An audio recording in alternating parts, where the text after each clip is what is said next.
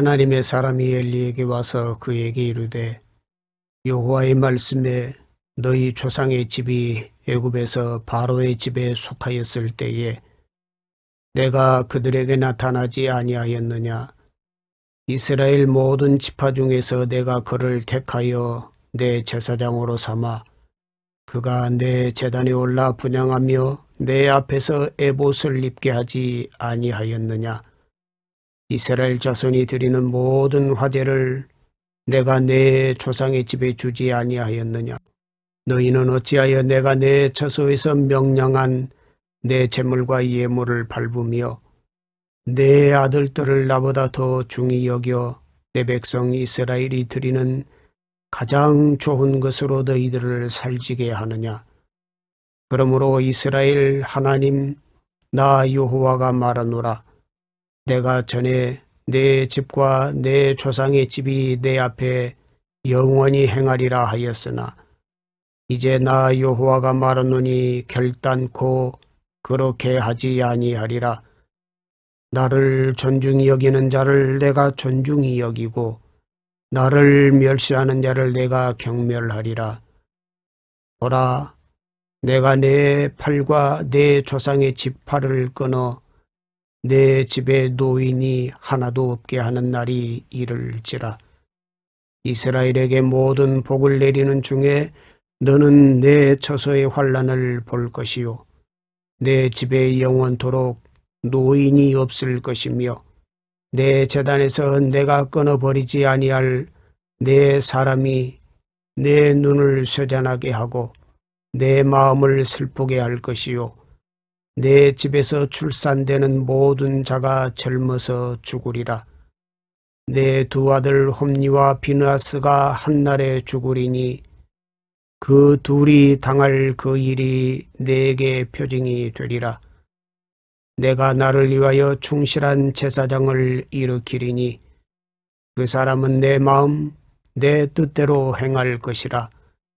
내가 그를 위하여 견고한 집을 세우리니 그가 나의 기름 부음을 받은 자 앞에서 영구히 행하리라. 그리고 내 집에 남은 사람이 각기 와서 은 한 조각과 떡 한 덩이를 위하여 그에게 엎드려 이르되 청하노니 내게 제사장의 직분 하나를 맡겨 내게 떡 조각을 먹게 하소서 하리라 하셨다 하니라. 아멘. 사무엘서는 엘리의 시대에서 사무엘의 시대로 바뀌는 이야기를 하고 있습니다. 왜 사무엘의 시대로 바뀝니까? 사무엘서는 그 이유를 2장 전체를 통해서 설명하고 있지요. 그것이 엘리 가문의 타락 때문이라고 말씀합니다. 어떤 타락입니까? 타락이란 무엇일까요? 2장 전체의 말씀은 엘리와 두 아들의 타락 모습을 보여주고 있습니다. 첫째, 백성들이 가져오는 재물을 새 갈고리로 약탈을 합니다.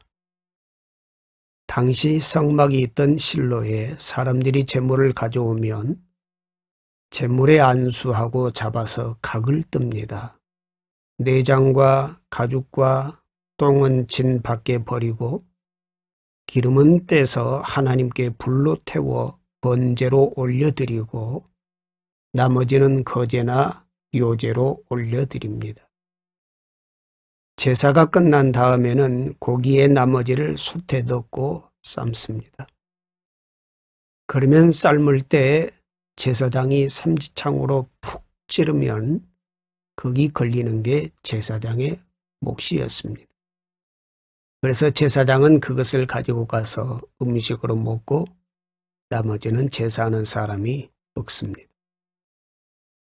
그런데 홈니와 비느하스가 어떤 짓을 했는가 하면 그때까지 안 기다리는 거예요. 하나님께 드리는 제물은 다 삶고 갈고리로 찍어서 나오는 것을 제사장이 가져가는 것인데 하나님께 드리기도 전에 자기가 먼저 잘라서 가져가겠다는 것입니다. 이것은 완전히 하나님을 무시하는 처사입니다. 이에 대해서 2장 17절에서는 이렇게 말씀을 하고 있지요.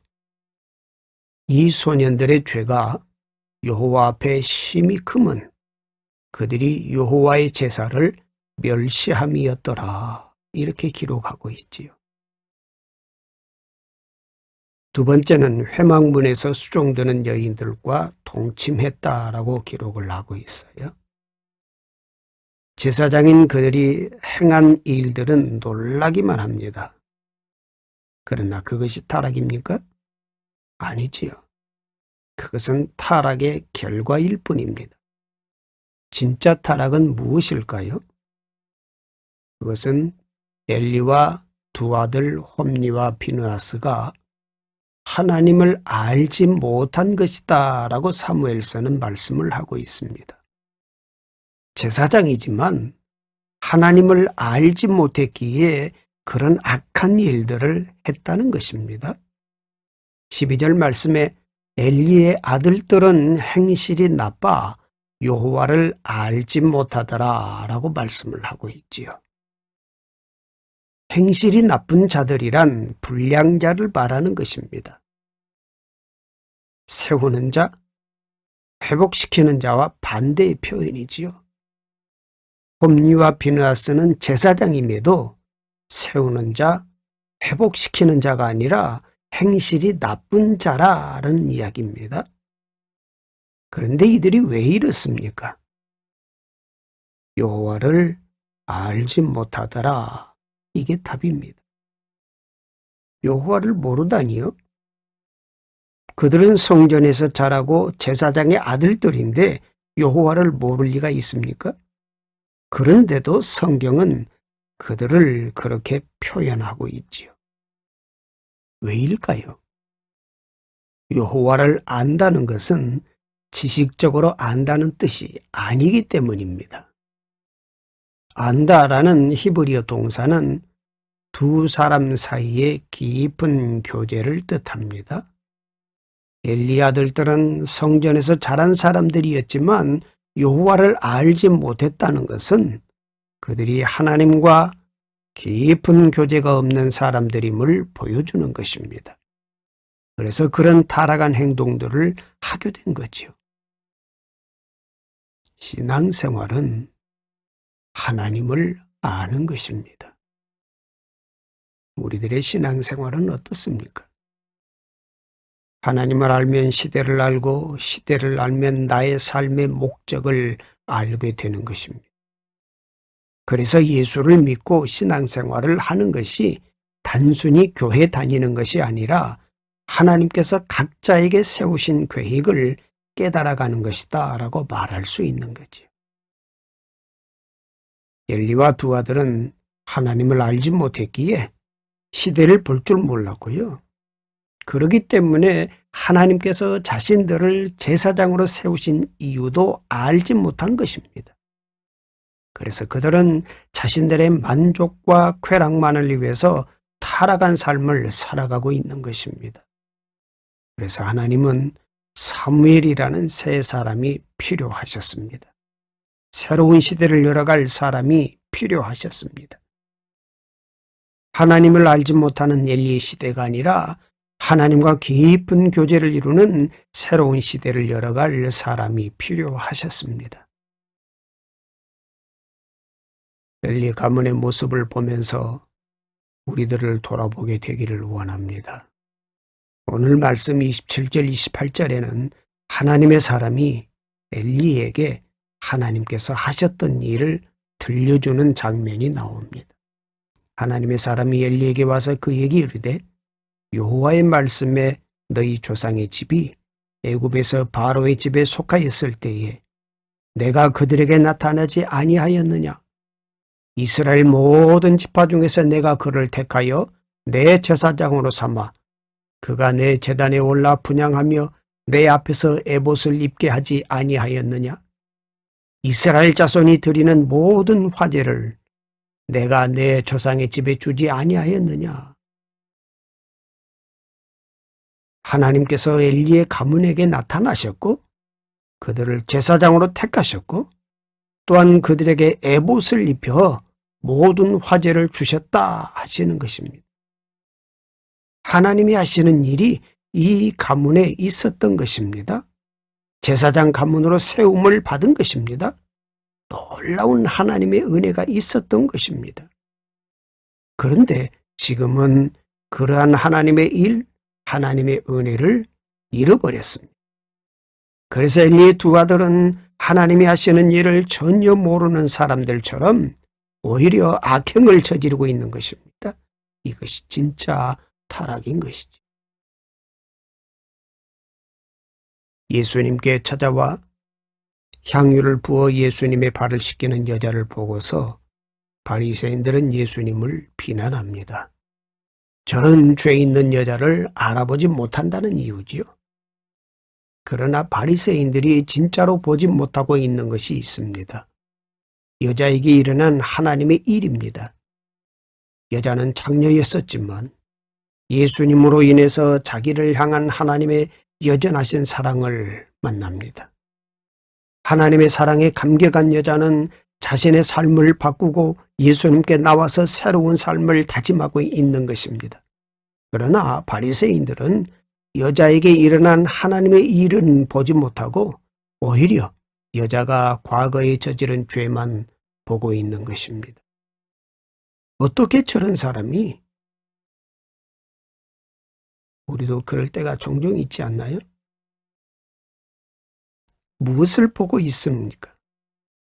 과거의 죄요, 행위만을 보고 있는 거지요. 오늘 그 사람에게 하나님의 은혜가, 하나님의 하시는 일이 있다면 어떻게 하시겠습니까? 오히려 하나님이 하시고 있는 일을 보지 못하고 방해하고 있는 것이 아닐까요? 누가 과연 하나님의 사람입니까? 과거의 죄에 주목하면서 죄를 들추어내는 정죄의 문화 가운데 있는 바리새인입니까? 아니면 하나님이 하시는 일을 경험하고 은혜 가운데 있는 여자입니까? 신앙은 비난의 삶 가운데 있는 것이 아니라 은혜의 삶 가운데 있는 것입니다. 하나님이 하시는 일, 은혜의 일들을 보아야 합니다. 그럴 때 나도 살고 다른 사람도 살리는 삶이 되는 것입니다. 우리는 오늘 엘리와 두 아들의 모습을 보면서 그들의 악행이 문제가 아니라 그들이 왜 그런 행동을 하게 되었는지를 보고 있습니다. 왜입니까? 하나님이 하시는 일을 잊었기 때문입니다. 우리는 어떤가요? 우리가 보고 있는 것은 무엇인가요? 바리새인들의 모습입니까? 예수님의 모습입니까? 비난의 삶을 살고 있습니까? 은혜의 삶 가운데 계십니까?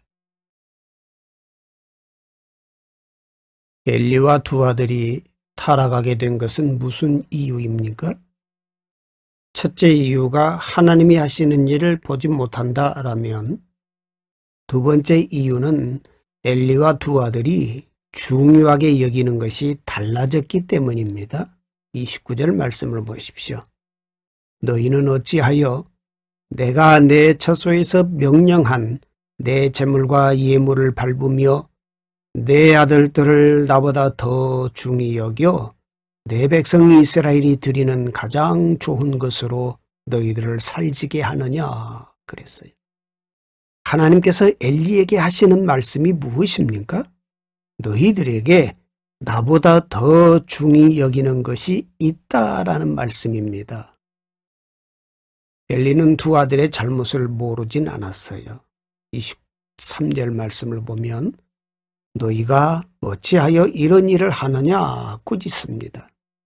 25절을 보면 엘리는 자신의 두 아들에게 사람이 사람에게 범죄하면 하나님이 판결하시려니와 사람이 여호와께 범죄하면 누가 이유하여 간구하겠느냐 말합니다. 그럼에도 불구하고 두 아들은 달라지지 않았습니다. 왜입니까? 하나님이 그 이유를 알려주십니다. 나보다 더 중히 여겨라는 말씀입니다. 하나님은 엘리에게 30절의 말씀을 통해서 들려주십니다. 나를 존중히 여기는 자를 내가 존중히 여기고 나를 멸시하는 자를 내가 경멸하리라. 사랑하는 여러분, 신앙은 바로 이런 것 아니겠습니까? 이것이 타락이냐 아니냐를 가르는 기준 아닐까요? 엘리는 아브라함과 비교됩니다. 아브라함은 독자 이삭밖에 없었습니다. 그런데도 아들보다 하나님을 더 중히 여겼습니다. 독자라도 아낌없이 결연하게 하나님께 바쳤습니다. 하나님은 내가 내 아들 독자라도 아끼지 아니하였으니 내가 이제야 내가 하나님을 경외하는 줄 아노라 하셨습니다. 그런데 엘리는 두 아들이 하나님보다 더 소중했습니다. 그래서 아들들이 제사를 멸시하고 하나님 영광을 욕되게 하는데도 아무 징계나 제재를 가하지 않았습니다. 한나를 보십시오. 아이를 출산할 수 없었던 여인이 사무엘을 낳았으니 그 아들이 얼마나 귀하고 소중했겠습니까? 더구나 분인 나에게 당한 걸 생각하면 더더욱 그랬을 것입니다. 그럼에도 한나에겐 하나님이 아들보다 더 소중했습니다. 하나님과의 약속이 더 소중했습니다. 여러분은 젖된 아이를 성전에 두고 돌아올 수 있겠습니까? 우리는 들어갈 때 다르고 나올 때 다릅니다만 한나는 끝까지 하나님께 신실했고 서원을 지켰고 마지막까지 그 약속을 변치 않았습니다. 18절 19절 보면 사무엘의 가정의 모습이 엘리의 가정의 모습과는 다름을 보여주고 있습니다. 사무엘은 어렸을 때에 세마포 에봇을 입고 여호와 앞에서 섬겼더라. 그의 어머니가 매년 드리는 제사를 드리러 그의 남편과 함께 올라갈 때마다 작은 겉옷을 지어다가 그에게 주었더니 라는 말씀입니다. 무슨 뜻입니까? 이 가정엔 무엇이 있었습니까? 경건입니다. 예배 말이죠. 세마포는 값싼 천입니다. 엘리와는 다르게 사무엘은 세마포로 된 에봇을 입습니다. 자신의 소중한 아들에게 값비싼 옷이 아니라 하나님의 말씀대로 경건한 옷을 입히는 것입니다.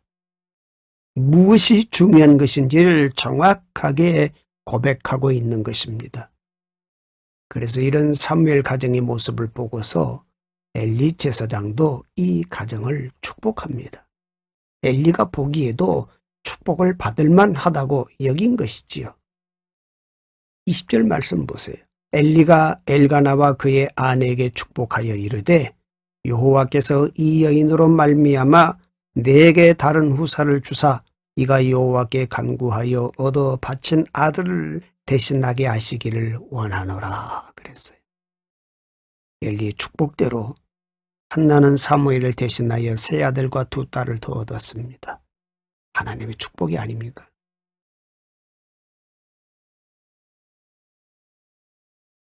하나님께서 엘리 가문의 타락에 대해 말씀을 하시면서 엘리 가문을 제사장 반열에서 끊어버리겠다라고 말씀하십니다. 뿐만 아니라 노인이 없는 가문을 만들겠다 말씀하십니다. 결국 홈리와 비느하스도 한날에 죽게 될 것이다 라고 했습니다. 하나님이 하신 일을 모르고 중요하게 여기는 것이 달라지니 엘리의 가문을 제사장의 가문으로 쓸 수 없을 뿐만 아니라 그들의 악행을 악행대로 갚으시겠다 말씀하시는 것입니다. 하나님은 35절의 말씀을 통해서 새로운 사람을 세우시겠다라고 말씀하시지요. 내가 나를 위하여 충실한 제사장을 일으키리니 그 사람은 내 마음 내 뜻대로 행할 것이라. 내가 그를 위하여 견고한 집을 세우리니 그가 나의 기름 부음을 받은 자 앞에서 영구히 행하리라 그랬어요. 하나님이 새로운 제사장을 세우시겠다라고 말씀하신 거지요. 그런데 그 사람의 면면을 말씀하시면서 하나님이 말씀하시는 것이 있습니다. 첫 번째예요. 충실한 제사장이다라고 말씀하시죠. 두 번째는 내 마음, 내 뜻대로 행하는 사람이다라고 말씀하시죠. 자기의 뜻, 자기의 마음대로가 아니라 하나님의 마음을 헤아리는 사람이라는 뜻입니다. 결국 엘리와 사무엘의 차이가 무엇입니까? 누구의 마음, 누구의 뜻대로 행하는 사람이냐는 말씀이 아니겠습니까? 하나님이 찾으시는 사람은 내 마음과 내 뜻에 합당한 자다라고 말씀을 하십니다. 하나님의 마음과 하나님의 뜻에 합당한 자가 누구입니까? 아멘 하는 사람이라고 할 수 있지요. 하나님의 일에 아멘, 하나님의 뜻에 아멘 하는 사람입니다. 사무엘이 그런 사람이라는 얘기지요. 이런 사람을 하나님의 마음에 합한 자라고 말씀하십니다. 사도행전 13장 22절이 알려주고 있어요. 다윗을 왕으로 세우시고 증언하여 이르시되 내가 이새 아들 다윗을 만나니 내 마음에 맞는 사람이라 내 뜻을 다 이루리라 하시더니 그랬습니다. 다윗을 가리켜서 하시는 말씀입니다. 왜 다윗이 하나님 마음에 합한 자라는 것입니까? 우리는 사울왕과 다윗을 비교하면서 다윗을 향해 하나님이 말씀하셨던 하나님의 마음에 합한 자라는 말씀에 귀를 기울입니다. 두 사람의 차이가 무엇이기에 하나님은 다윗을 내 마음에 합한 자라 하셨을까요? 처음과 끝이 문제입니다. 세 개의 문제입니다. 순종의 문제입니다. 사울은 처음과 끝이 달랐어요. 사울과 다윗이 둘 다 잘못했지만 사울은 회개할 줄 모르고 다윗은 회개할 줄 알았습니다. 사울은 하나님께 순종하지 않고 자기의 뜻을 따랐지만 다윗은 결국 하나님께 순종하는 삶을 살았습니다. 하나님께서 찾으시는 사람이 있다라고 사무엘서는 말씀을 하고 있어요. 그런 사람을 통해서 하나님의 일을 계속해서 이루어 가겠다라고 하시는 것입니다. 그 사람이 사무엘이고 그 사람이 다윗이며 그 사람이 장차 오실 예수 그리스도라고 말하고 있는 것입니다. 사랑하는 여러분, 우리는 어떤 신앙생활을 하고 계십니까? 엘리의 모습인가요? 사무엘의 모습인가요? 하나님이 보고 계십니다. 우리 모두가 하나님이 하시는 일을 보고 하나님을 중요하게 여기며 하나님이 찾으시는 사람의 모습이 되기를 기도합니다. 하나님 아버지, 모든 만물을 약동케 하는 봄을 알리는 새 아침입니다. 주님이 허락하신 새 아침, 우리가 평생 외쳐야 할 예수 그리스도의 이름을 높이며 나아갑니다. 우리 모두가 하나님의 마음, 하나님의 계획을 알아가게 하시고 하나님이 찾으시는 사람이 되게 하여 주시옵소서. 말씀을 살아내기 위해서 맞이하는 고난을 기뻐하게 하시고 거룩한 산 제물로 드려지기 위해서 맞이하는 불편함도 감사하게 하옵소서. 현재의 고난이 장차 나타날 영광과 비교할 수 없음을 믿습니다. 그 영광과 존귀함을 믿음으로 현재 내게로 가져와서 누리게 하옵소서. 가정에서라도 부활의 기쁨과 영광을 마음껏 찬송하게 하옵소서. 삶의 자리에서 부활의 능력과 영광을 증거하게 하옵소서. 환난의 시절일지라도 생명의 꽃을 활짝 피워내는 부활의 절기가 되게 하시기를 간절히 소원하며 예수 그리스도의 이름으로 기도드립니다. 아멘.